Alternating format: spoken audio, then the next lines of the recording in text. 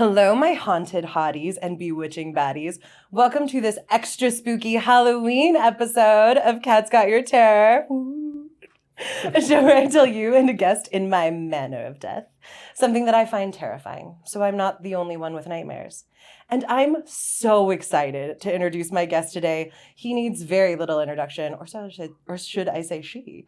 But I'm going to give him one anyway. He's a beloved friend to me and so many others, but he's known all around San Diego for his amazing character and voice acting talents. My dear ghosts and ghouls, it's Shaun Conde! Jinkies!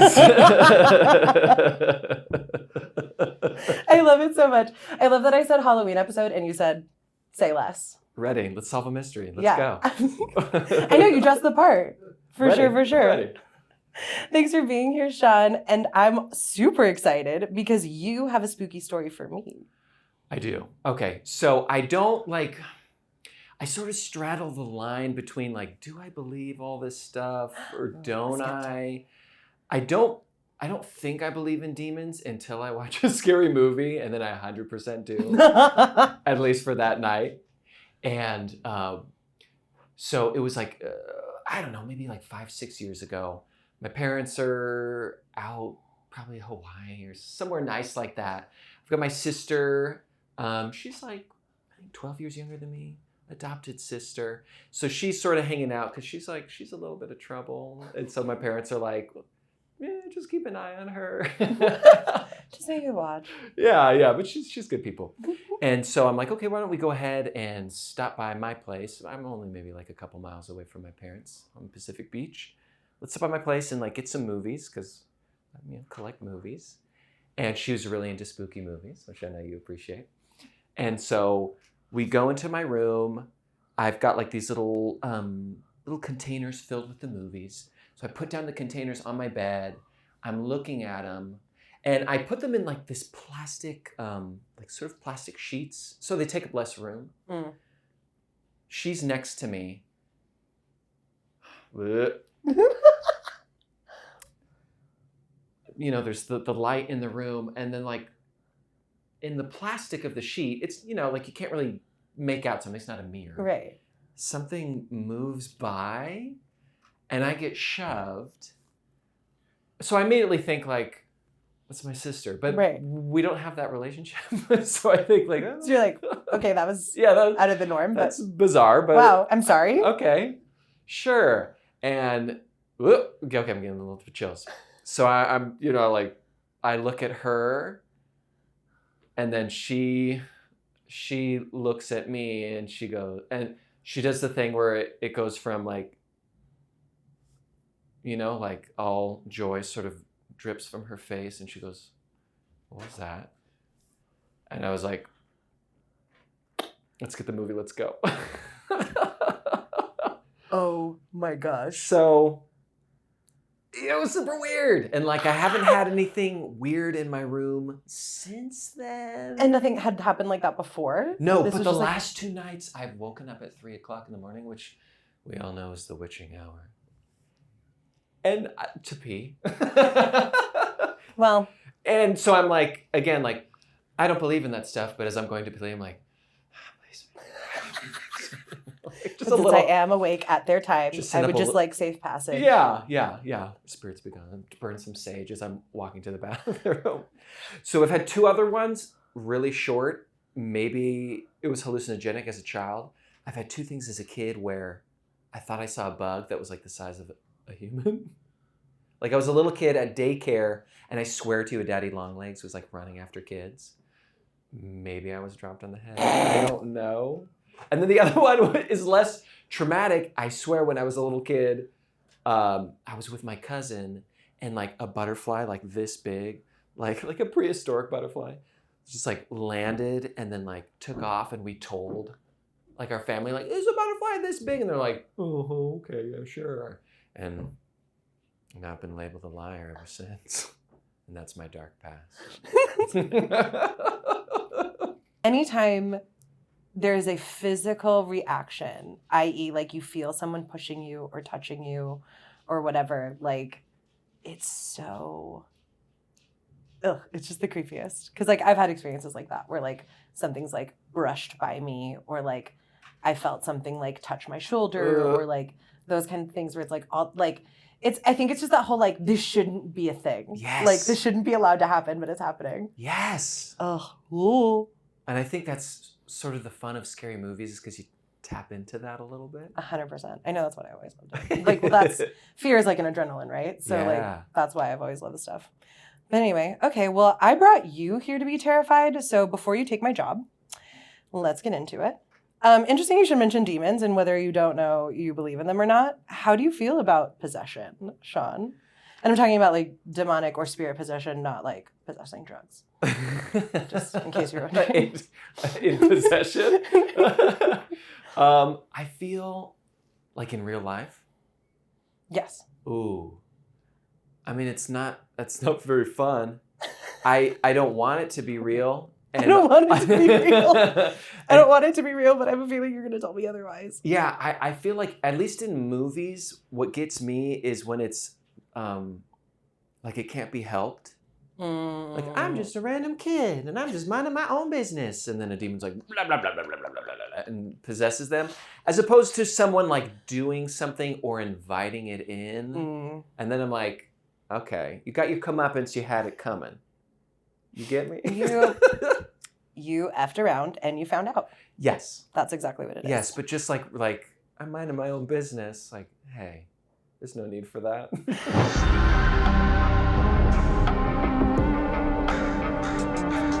Okay, so as I mentioned before, there's a few different types of possession. The two I'm going to be talking about, like I said, are spirit possession, like when a ghost takes over somebody. And then the really bad one, the one that most people are familiar with, which is demonic possession. We're going to start nice and light, though, with an extremely compelling case of spirit possession. If you happen to tune into last year's What the Podcast 25-hour live stream at 3 a.m., you will be familiar. It was also featured on one of my favorite childhood programs, the reason why I am the way that I am, Unsolved Mysteries. And it's the murder case of Teresita Basa. Born in the Philippines in 1929, Teresita Basa had moved to the United States in the 1960s. She later became a respiratory therapist at Edgewater Hospital in Chicago. Quiet and unassuming, she was the last person you would expect to be the victim of a violent crime. However, at 10 p.m. on the night of February 21st, 1977, the fire department was called to put out a fire in her apartment. In the blaze, they found Teresita's nude body under a burning mattress with a butcher knife buried in her chest. Investigators believed the fire had been set to cover up the murder. There seemed to be no apparent motive for the crime. Investigators also found very little physical evidence, as most had been destroyed by the fire. One piece that they did find, however, was a memo that stated, "Get theater tickets for AS." The police pursued several leads, but they were all subsequently dismissed. They suspected that AS may have been involved in the crime, but they did not know what the initials stood for. More than 5 months after Teresita's murder, her coworker Remy Chua, another native from the Philippines, and her husband Joe, contacted the lead detective on the case, Joe Stachachula, claiming to have information about her murder. It's important to note that Teresita and Remy were just coworkers. Like, they worked at the same hospital. They barely had any contact with each other. Like, they weren't friends at all. They just happened to work at the same hospital.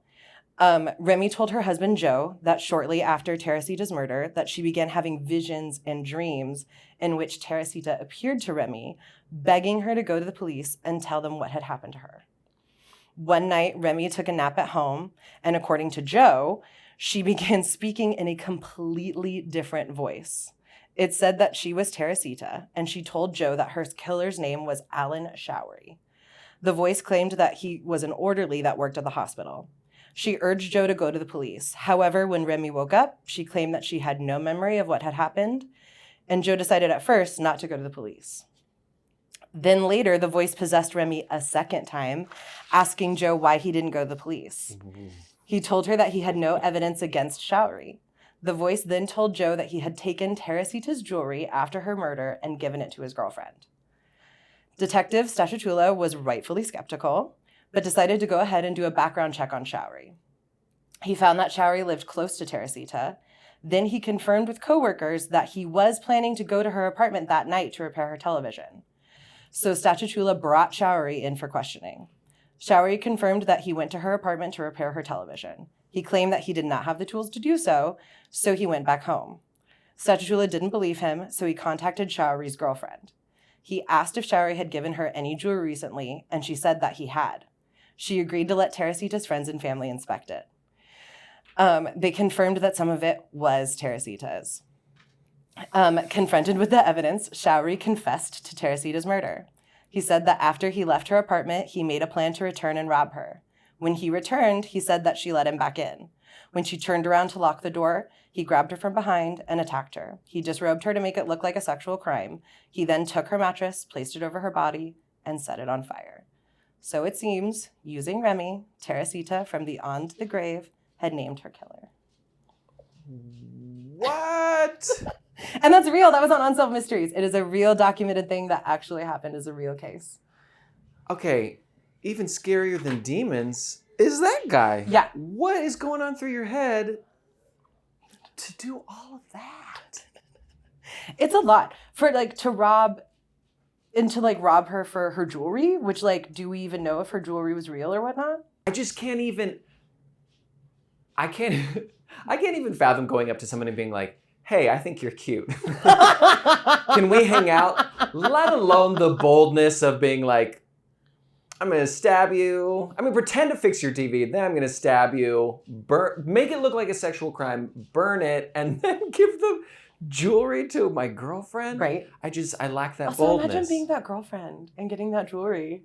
Yeah. And being like, oh, I thought this was a nice gift from my boyfriend, and in reality, it's a murder trophy. Yikes. It's so messed up. Ugh. So anyway, light and fluffy, easy peasy.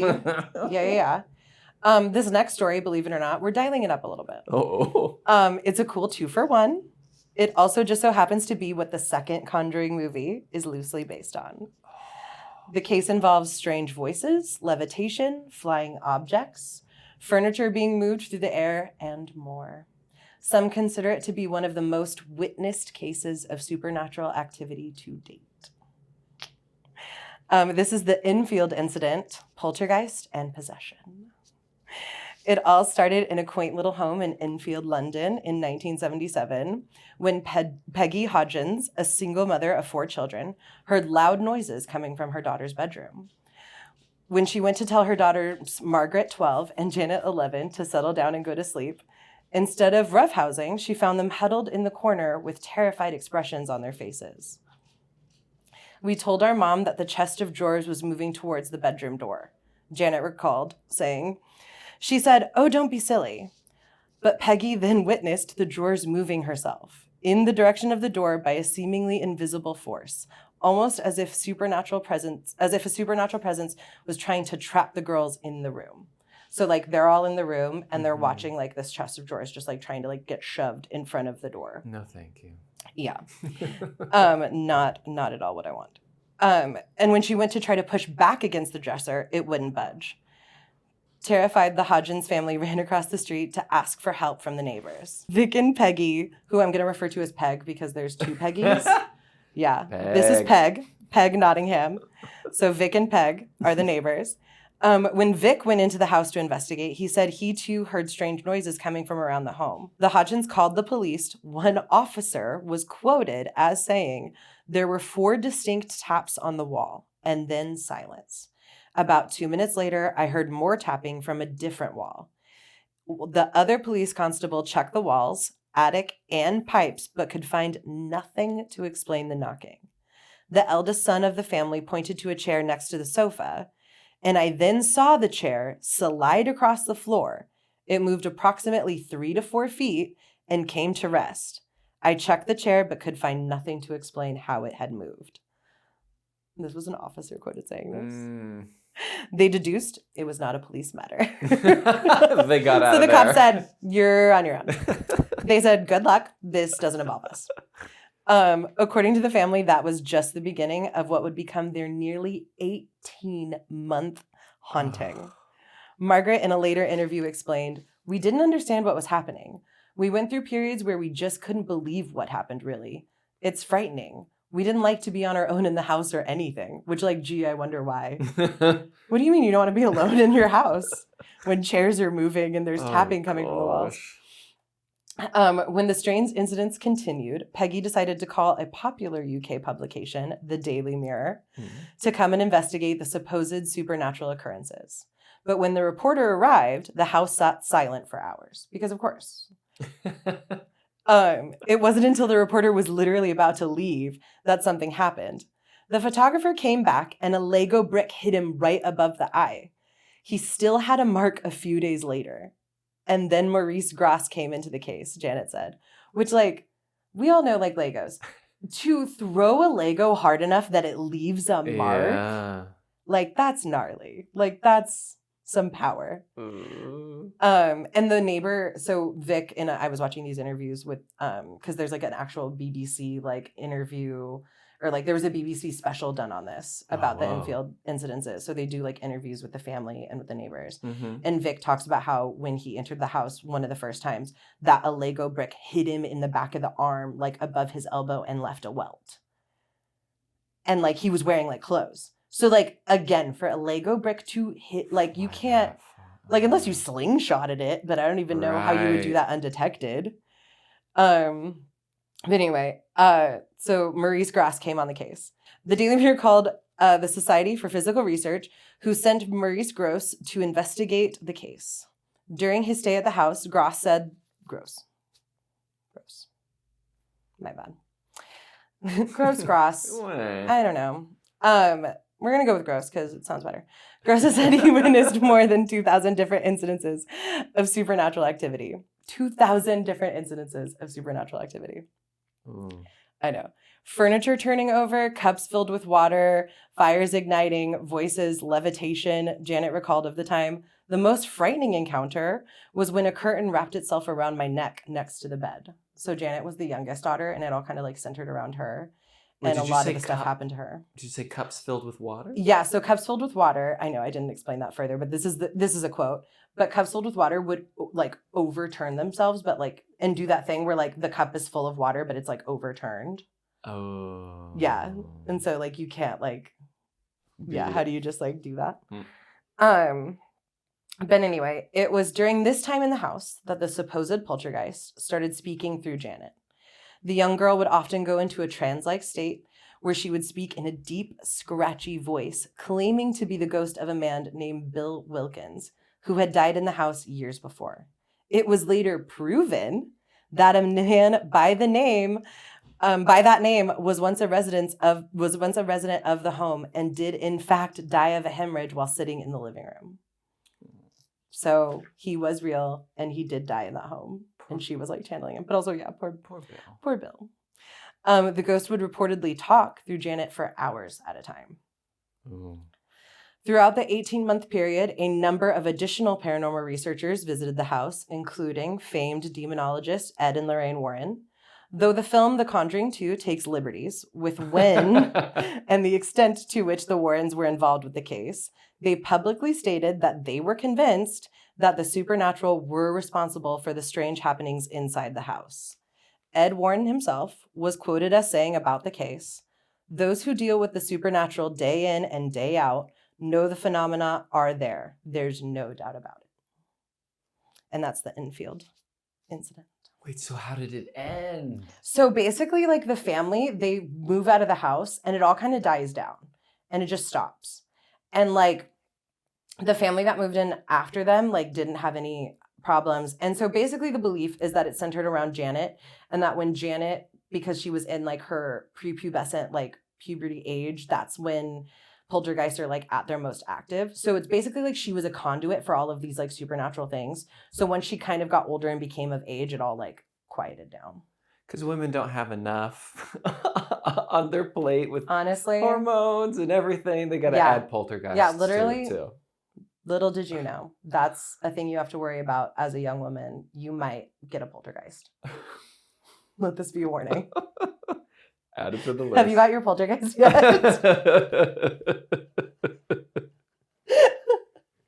Oh my gosh. But yeah, so, and that's again, a 2-for-1. There's a poltergeist and a possession because like the fact that she was like how would she know that? Yeah. Like, she's 11. Do you think she's just like cruising? Like, and the internet isn't a thing. This is the 70s. Right. So it's not like she's cruising through like Wikipedia or whatever and like seeing, like, no, like, what? So what is then the goal of the ghost? Like, A is it poltergeist? like movies where we believe like, I need to have some sort of resolution for me to pass on? And then like, usually I would thought if a ghost stayed around, it was because like Unfinished something, business? yeah, something really bad happened. Not like I was sitting in the Oh. living room and I had a hemorrhage and, like. I don't know.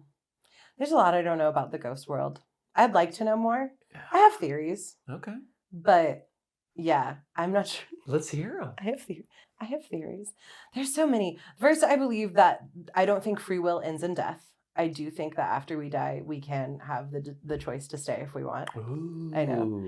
I think sometimes are also emotional imprints. Mhm. Like it's a residue left behind from a very strong emotion felt that then gets almost like replayed over and over again. Which is why it's always so important to put out a good vibe. There we go. But then You why don't don't want to be leaving residue behind that could affect others. But then why don't we have like happy hauntings then?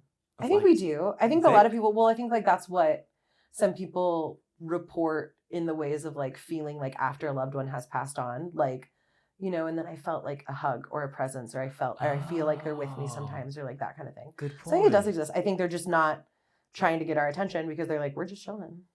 Whereas like the angry ones are like, I'm mad, listen to me. Yeah, you're like not letting go. It's Yeah, like, hey, exactly. it's Yeah. time. As opposed to like, I'm a ghost. I'm assuming I can fly around the universe and travel to whatever planet I want now. Yeah. Let's I'm a ghost. go. Right? That's what I'd want to do. There's so many things that I would do as a ghost. Let's name them. I would fly. I would haunt people. I would do happy hauntings. Like, I think I would do like, I'd make everybody like smell my perfume or like smell like I was around, but I'm not. Ooh. Or like maybe another one that I think would be fun is like Yeah. for people to hear my cackle laugh. Can we hear a little bit right now? My cackle laugh? Yeah. Just me laughing. You heard it earlier when I laughed at something that you said. Okay. It's just like my like surprise laugh. Yeah. I was like, ha! It's not that exaggerated, but it's pretty close. But anyway, so last but very certainly not least, this story about possession will involve a case of demonic possession. Ooh. Fun fact, did you know that cases of demonic possession have reportedly been on the rise over the last few years? No. Yeah. Yep. I mean, it could be because of the rise of its popularity in pop culture and movies, but how can we be sure? In a Washington Post article from 2016 titled, "As a Psychiatrist, I Diagnose Mental Illness. Also, I Help Spot Demonic Possession," by Richard Gallagher, a board-certified psychiatrist and a professor of clinical psychiatry at New York Medical College. He writes, "The Vatican does not track global or countrywide exorcism, but in my experience, and according to the priests I meet, demand is rising." Good news, though. In this same article, the United States is home to about 50 stable exorcists. That's in quotes. That's not me. That's actually, it says 50 in quotes, Okay. stable exorcists. Those who have been designated by bishops to combat demonic activity on a semi-regular basis, up from 12 just a decade ago.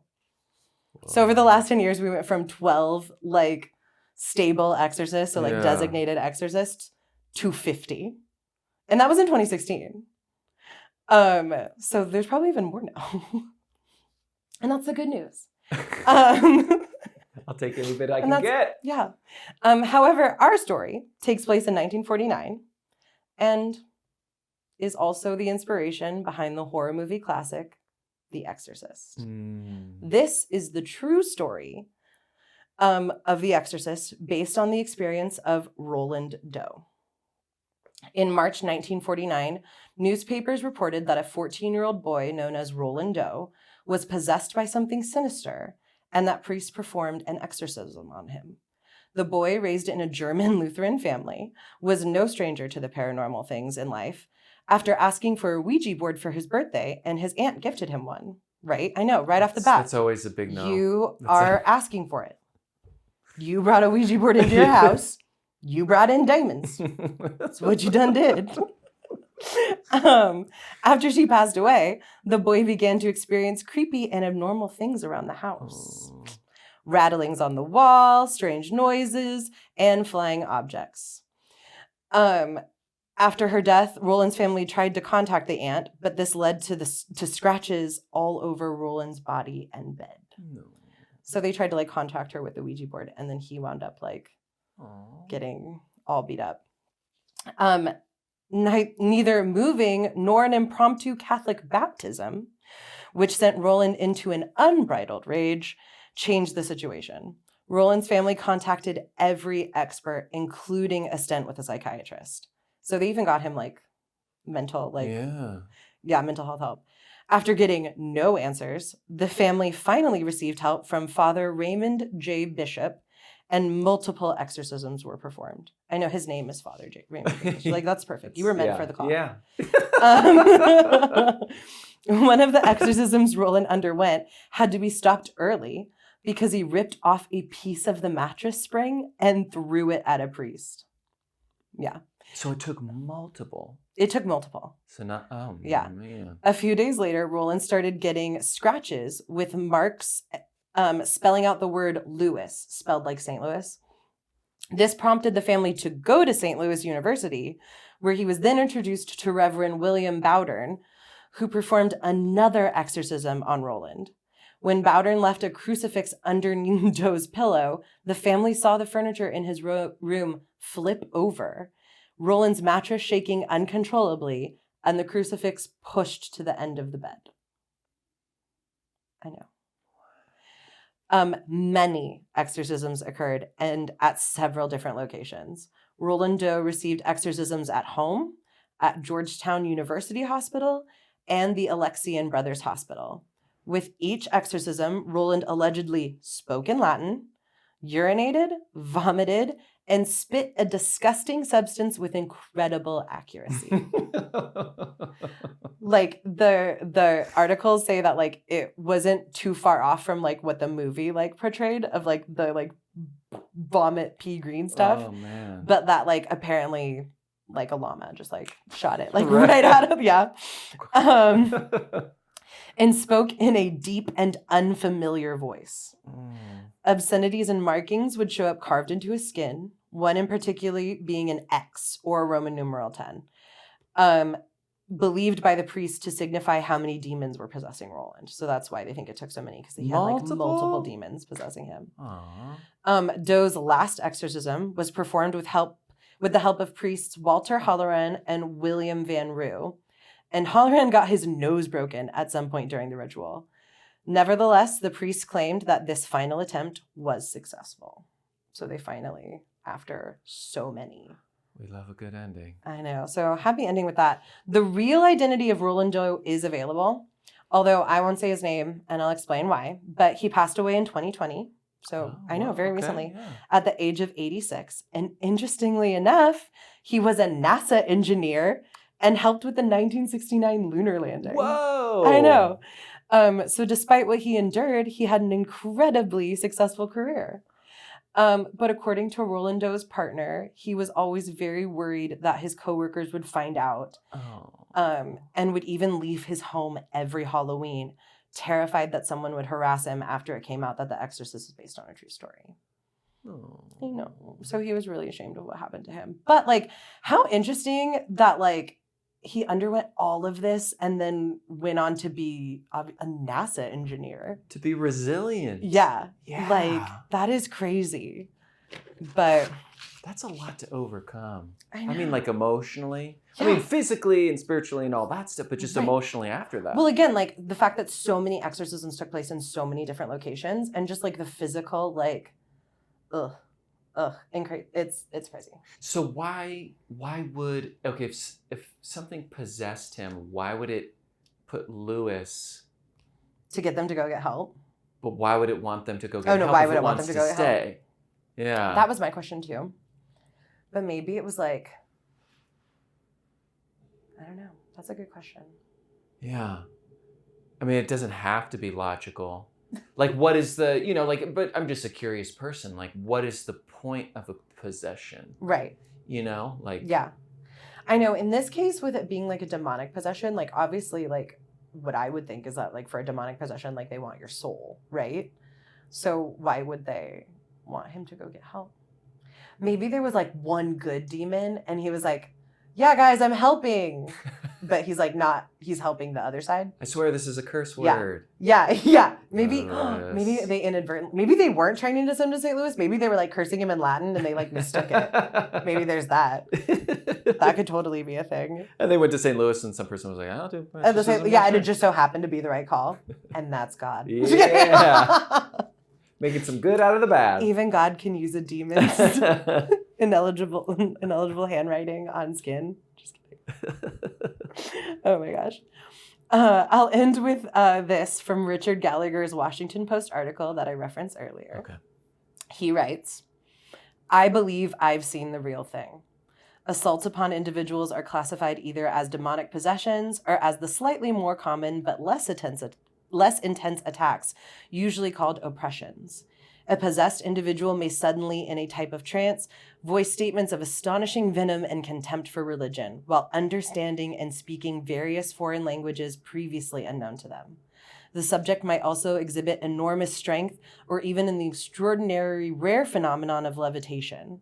He or she might demonstrate hidden knowledge of all sorts of things, like how a stranger's loved ones died, what secret sins they've committed, even where people are at any given moment.